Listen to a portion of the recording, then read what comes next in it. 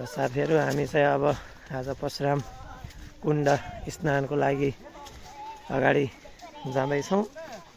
यसरी खोलै खोला तरेर चाहिँ हामी परशुराम कुण्ड जाँदैछौँ है।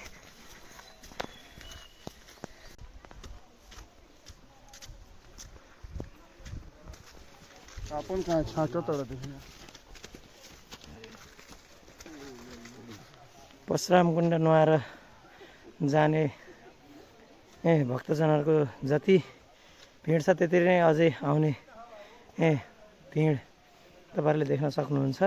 र यो चाहिँ बाटो हामी खोलाको छेउछेउमा पहाडै पहाड हिँडिरहेछौँ, तपाईँहरूले देख्न सक्नुहुन्छ।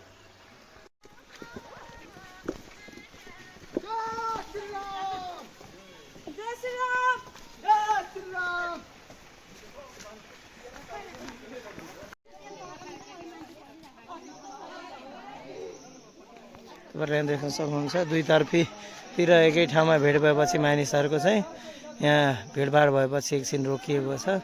तर यो अब केही समयमा फेरि सुचारू हुनेछ, तपाईँहरूले देख्न सक्नुहुन्छ।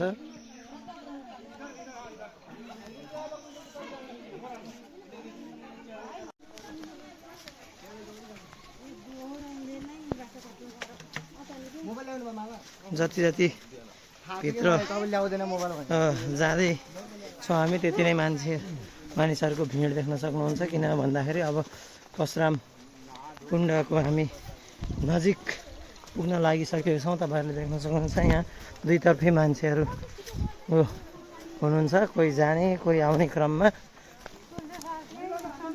फाइनल्ली साथीहरू हामी परशुराम कुण्ड पुगिसकेछौँ। तपाईँहरूले यहाँ देख्न सक्नुहुन्छ लक्ष्मी मिस अन्जु तपाईँहरू यहाँ देख्न सक्नुहुन्छ हामी परशुराम कुण्ड पुगिसकेका छौँ।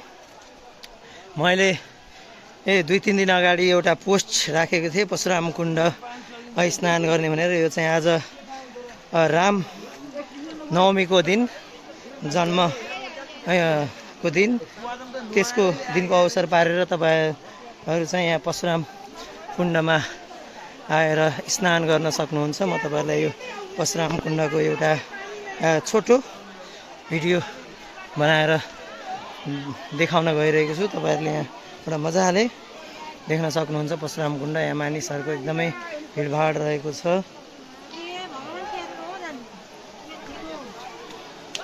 देख्न सक्नुहुन्छ यहाँ झरनाबाट माथिबाट पानी आइरहेको छ र त्यसपछि पानीमा चाहिँ झरनामा चाहिँ स्नान गरिरहेका छन्। तपाईँहरूले यहाँ देख्न सक्नुहुन्छ यति भिडभाड हुन्छ मानिसहरूको। यो झरनाबाट चाहिँ झरेको पानीमा चाहिँ नुहाएर भक्तजनहरू आज यहाँबाट फर्किने क्रम रहेको छ। तपाईँहरूले देख्न सक्नुहुन्छ कि यो ठाउँमा चाहिँ परशुराम भगवानले चाहिँ तपस्या गरिसकेपछि यहाँ आएर स्नान गरेको भएर यो चाहिँ परशुराम कुण्ड नाम रहन गएको हो।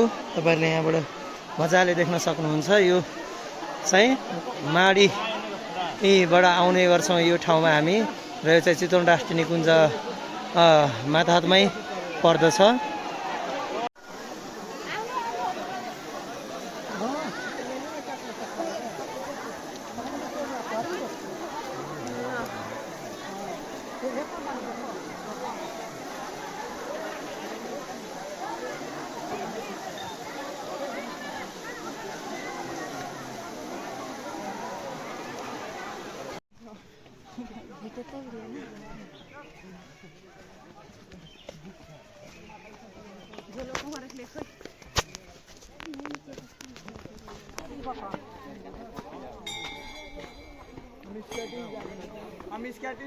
हामी चाहिँ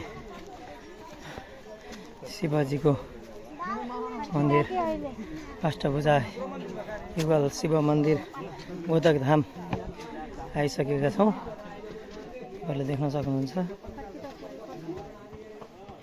कुखुरा बिल्ली के पर्छ सीन कहीं हमरा यहाँ हेरे जाए बड़ो तोरा सब देखे सकब। अब चाहिँ हाम्रा कुखुरा बिल्री ये पर्छ सिन कस सिन वेट हौरिया चाहिँ हेरे जाए भनौँ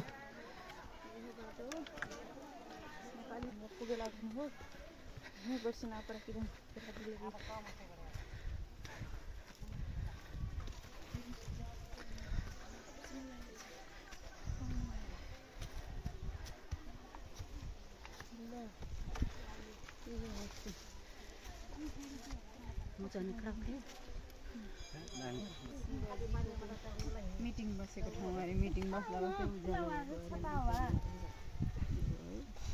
दोनों हाथ है के ये हाथ हो जैसे का है भी कौन कथी है कौन कथी है तो यार नहीं है सीता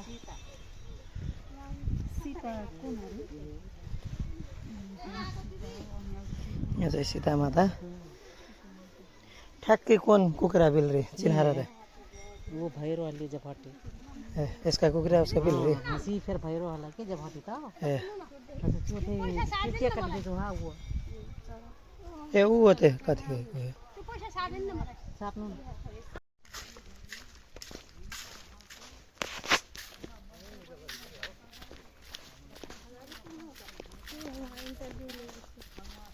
ल हामी चाहिँ 5 पाण्डवको भीमसेन इनार चाहिँ पुगिसकेका छौँ तपाईँहरूले त्यहाँ देख्न सक्नुहुन्छ यो 5 पाण्डव भीमसेन इनार यो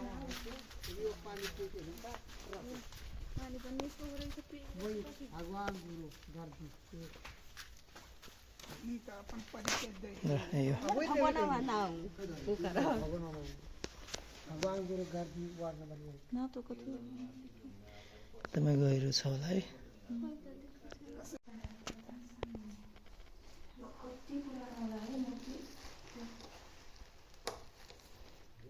पाँच पाण्डव मन्दिर र 5 पाण्डवहरूको शालिग तपाईँहरूले देख्न सक्नुहुन्छ यहाँ चाहिँ